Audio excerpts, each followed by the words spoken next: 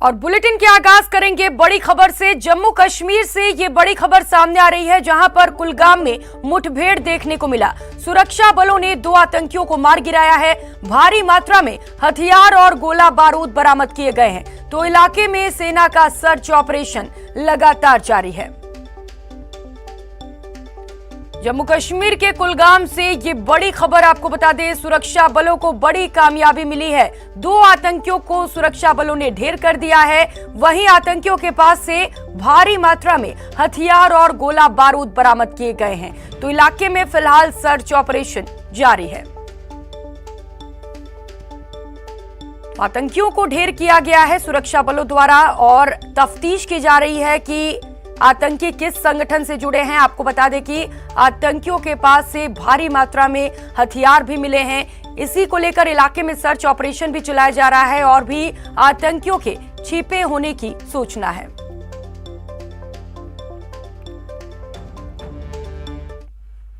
और रुक कर लेते हैं एक और बड़ी खबर का। प्रधानमंत्री नरेंद्र मोदी की सुरक्षा में सेन मामले पर यह बड़ा अपडेट आपको बता दें। सुप्रीम कोर्ट में आज फिर से सुनवाई होगी। सुप्रीम कोर्ट आज मामले पर सुनवाई करेगा। चीफ जस्टिस एनवी रमन्ना, न्यायमूर्ति सूर्यकांत और न्यायमूर्ति हिमा कोहली की 3 सदस्यीय पीठ इस पूरे मामले पर सुनवाई करेगी। तो दरअसल वरिष्ठ वकील मनिंदर सिंह ने प्रधानमंत्री की सुरक्षा में हुई चूक का मामला उठाया था। मुख्य न्यायाधीश एनवी रमन्ना की बेंच पर यह मामला उठाया गया था। पिछली सुनवाई के दौरान सुप्रीम कोर्ट ने केंद्र और राज्य सरकार की ओर से बनाई गई कमेटी को अपना काम रोक देने को कहा था। मामले की सुनवाई करते हुए सुप्रीम कोर्ट ने डीजी चंडीगढ़ और एनआईए के एक अधिकारी को नोडल अधिकारी बनाया है। सुप्रीम कोर्ट ने पंजाब हरियाणा हाईकोर्ट के रजिस्ट्रार को रिकॉर्ड सुरक्षित करने के आदेश दिए हैं। मतलब पीएम मोदी की रूट की सभी जानकारी को सुरक्षित रखने को कहा गया है। सुशील पांडे सहयोगी दिल्ली से हमारे साथ जुड़ चुके हैं। सुशील, आज एक बार फिर से सुप्रीम कोर्ट मामले पर सुनवाई करेगा, क्या कुछ अहम रहेगा आज?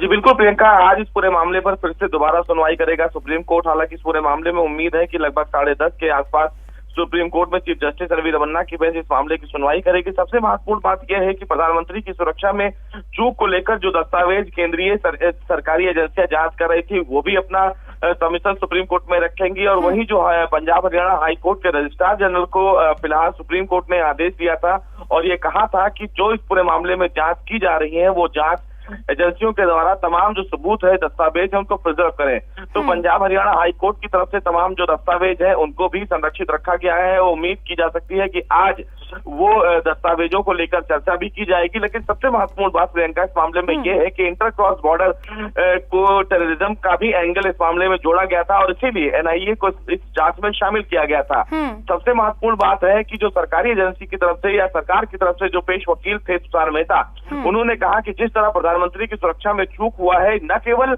ये एक राज्य की सुरक्षा से जुड़ा मामला है, बल्कि ये पूरे देश की सुरक्षा से जुड़ा मामला है। और अंतरराष्ट्र अगर बात करें विदेशों में, तो वहां पर प्रधानमंत्री की सुरक्षा के चूक को मामले में काफी शर्मनाक स्तर से देखा जा रहा है। लिहाजा इस पूरे मामले में सुप्रीम कोर्ट इंटरफियर करे और पंजाब सरकार के जो दोषी अधिकारी हैं उनके खिलाफ कार्रवाई करे। चूंकि जिस जगह प्रधानमंत्री नरेंद्र मोदी का काफिला रोका गया था, वहां से महज कुछ ही दूरी पर पाकिस्तान का बॉर्डर था और उसी को देखते हुए फिलहाल सरकारी एजेंसियां जो है वो सकते में थी। अब ऐसे में देखना बेहद अहम होगा कि पंजाब सरकार जो आरोप लगा रहा है कि केंद्रीय जांच एजेंसियां जिस तरह जांच कर रही हैं, उससे नहीं लगता है कि जो निष्पक्ष मामले की जांच होगी वो हो पाएगी। हालांकि पंजाब सरकार ने प्रियंका ये भी कहा कि अगर सुप्रीम कोर्ट चाहे तो अपनी तरफ से कमेटी का गठन कर सकता है।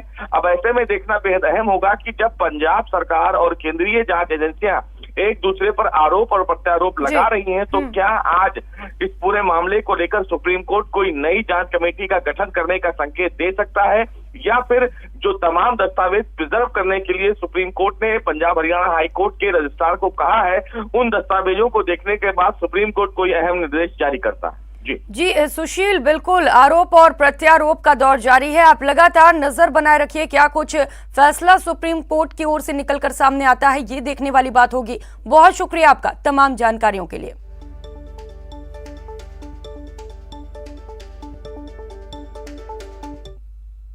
और रुक कर लेते हैं एक और बड़ी खबर का। पाली से ये बड़ी खबर है जहां पर पुलिस ने बड़ी कार्रवाई को अंजाम दिया है। डोडा पोस्ट से भरी स्कॉर्पियो को जब्त किया गया है।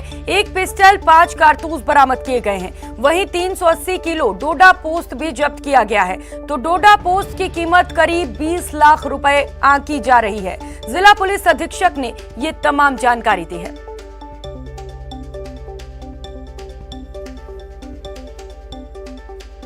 पाली से ये बड़ी खबर आपको बता दें जहां पर पुलिस को बड़ी कामयाबी मिली है। डोडा पोस्ट के से भरी स्कॉर्पियो को जब्त किया गया है और 1 पिस्टल और 5 कारतूस भी आरोपियों के पास से बरामद किए गए हैं।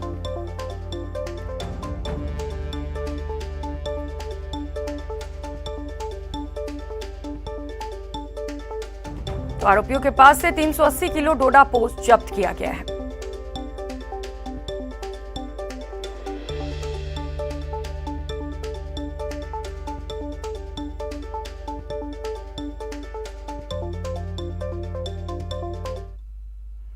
और अब बात मरुधरा में बदले मौसम की। प्रदेश में कड़ाके की सर्दी का दौर जारी है। कई जिलों में शीतलहर ने ठिठुरन बढ़ा दी है। घने कोहरे की चपेट में कई इलाके आ चुके हैं। सर्दी और कोहरे से जनजीवन बुरी तरह से प्रभावित हुआ है। माउंट आबू में तापमान -1 डिग्री के नीचे चला गया है। कई जिलों में तापमान में गिरावट दर्ज की जा रही है।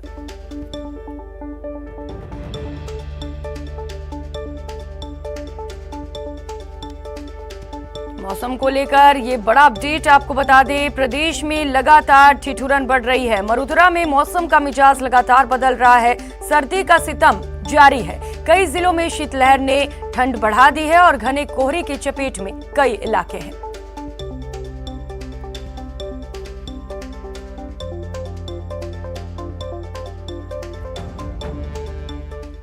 और इस वक्त इसी खबर पर ज्यादा जानकारी के साथ हमारे साथ तमाम सहयोगी जुड़ चुके हैं। भरतपुर से दीपक पुरी, मनोज शर्मा चूरू से, प्रतीक सोलंकी सिरोही से और अशोक शर्मा श्री गंगानगर से हमारे साथ जुड़ चुके हैं। दीपक पुरी, सबसे पहले आपसे बात करूंगी। भरतपुर में मौसम को लेकर क्या कुछ मिजाज है?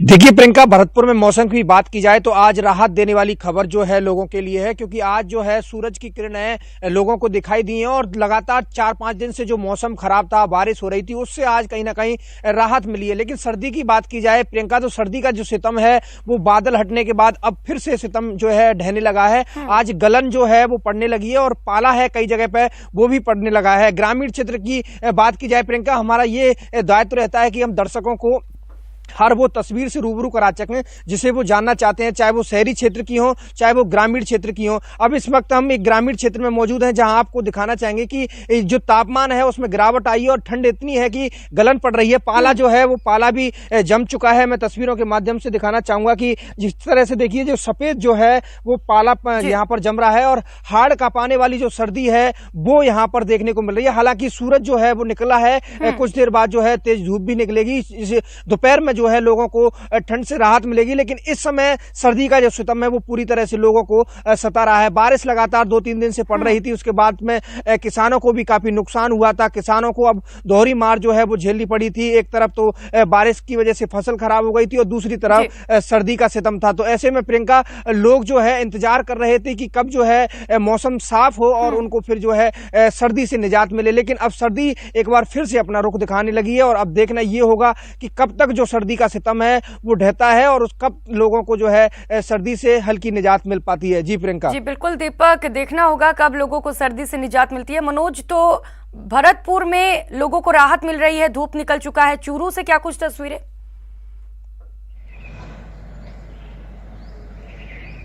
जी मैं बताना चाहूंगा कि चूरू जिले में भी जो बैक टू बैक 2 पश्चिमी विक्षोभ आए थे, उसके बाद अब सर्दी के जो तेवर हैं वो फिर से तीखे हो गए हैं। तापमान में गिरावट होने से बीते 5 दिनों की अगर बात करें तो यहाँ जो 2 बार है वो कोल्ड डे रहा है, यानी 16 डिग्री से कम तापमान है वो दिन में रहा है। रात ही नहीं बल्कि जो दिन है वो भी यहाँ सर्द होने लगा है। हवा में 80% तक जो नमी है उसके कारण गलन वाली जो सर्दी है उसका एहसास बढ़ गया है और दिन भर उत्तरी पश्चिमी जो हवाएं चल रही है उसने लोगों की धूजड़ी छुटा के रख दी है। दिन का तापमान यहाँ करीब 15 डिग्री के आसपास चल रहा है और रात का जो तापमान है वो भी 6 डिग्री तक पहुंच गया है। और आज भी दिन की शुरुआत है वो हल्के कोहरे और बादलवाई से हुई है। हालांकि जिस तरह से अभी बादलवाई है, हल्के बादल हैं, उससे लगता है कि कहीं ना कहीं दिन में और सूर्यदेव के दर्शन है वो होंगे। ठीक है मनोज, तो चूरू में लोगों की धूजनी छूट रही है, ठंड का प्रकोप काफी ज्यादा है। प्रतीक सोलंकी, सिरोही की बात करें तो सिरोही से क्या कुछ खबर मौसम को लेकर? जी प्रियंका, बिल्कुल बताना चाहूंगा, यहाँ पर देखा जाए तो अब सर्दी का 3rd डिग्री टॉर्चर शुरू हो चुका है। फिर से मौसम के बदलाव के कारण शीतलहर जो चल रही है और लगातार जो अगर माउंट आबू की बात की जाए तो पारा जो है यहाँ पर -1 डिग्री में आ गया है। मैं बताना चाहूंगा सिरोही में अगर बात की जाए मौसम की तो लगातार यहाँ पर गाड़ियों पर देखा ओस जमी हुई साफ तौर से नजर आ रही है, यानी कि ये साफ तौर से ये ओस जमी हुई है। यहाँ पर पूरे तापमान यहाँ पर यानी कि ठिठुरन भरी यानी कि हो चुका है। लगातार गाड़ियाँ जो पार्किंग में रखी हुई उन पर ओस जमी हुई नजर आ रही है, जिससे लोगों का जनजीवन खासा प्रभावित होता हुआ नजर आ रहा है। वहीं अगर बात की जाए इस सर्दी भरे मौसम की तो लगातार जो है इस मौसमी बीमारियों का खतरा भी अब बढ़ चुका है। चिकित्सा महकमा भी इसको चाहिए कि अब ये हरकत में आकर मौसमी बीमारियों के लिए भी कुछ न कुछ नया कदम उठाए। और लगातार जो टेम्परेचर जो है अब यहाँ का जो है माइनस में जाना फिर से एक बार शुरू हो चुका है। लेकिन इस सर्दी के टॉर्चर में भी जो पर्यटक जो है माउंट आबू का रुख कर रहे हैं, जिससे कहीं ना कहीं देखा जाए तो इस गुलाबी सर्दी का आनंद लेने के लिए माउंट आबू में पर्यटकों का आना भी जारी है। लगातार जो इस मौसम में अगर माउंट आबू के गुरु शिखर, ओरिया और कुमारवाड़े की बात की जाए तो यहाँ पर टेम्परेचर -1 से 2 डिग्री के बीच में देर रात यानी कि दर्ज किया गया है। प्रियंका जी प्रतीक, बिल्कुल ठंड से स्थानीय लोग तो परेशान हैं, लेकिन पर्यटक काफी खुश नजर आ रहे हैं, लगातार रुक कर रहे हैं। अशोक, श्रीगंगानगर के क्या कुछ हालात हैं? देखिए प्रियंका, जैसे ही पश्चिमी विक्षोभ की सक्रियता का जो असर था वो खत्म हुआ, आसमान से बादलवाई साफ हुई, वैसे ही एक बार तेज हाड़ कपकपाती ठंड का दौर फिर से शुरू हो चुका है। श्रीगंगानगर जिले में कल यदि बीती रात के तापमान की बात करें तो लगभग 6.5 डिग्री सेल्सियस गिरकर वो 6 डिग्री सेल्सियस के आसपास दर्ज किया गया, जो इस बार रात के समय श्रीगंगानगर वासियों को खासा परेशान कर रहा है। लेकिन मौजूदा जो स्थिति है, जैसा कि मौसम विभाग ने जताया था संभावना की श्रीगंगानगर जिले में कहीं न कहीं घने कोहरे पड़ने का अलर्ट जारी किया था, उसका साफ साफ असर दिखा भी जा सकता है। मेरे पीछे बैकग्राउंड में देख सकते हैं कि किस तरह से समूचा श्रीगंगानगर जिला इस समय घने कोहरे की आगोश में डूबा हुआ है।